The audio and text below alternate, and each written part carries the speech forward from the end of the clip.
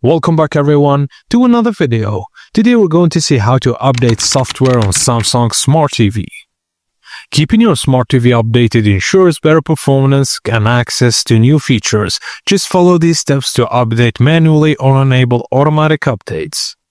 First thing first, from the home screen of your Samsung TV, press left on your remote. Navigate to and select Settings. Now go to All Settings, then select Support. Choose Software, Update, then select Update Now and follow the on-screen instructions to complete the process. Just a tip, you can also enable Auto Update to let your TV install updates automatically whenever available. And that's it guys, as simple as that. Thank you for watching and please don't forget to like and subscribe for more. Hello everyone.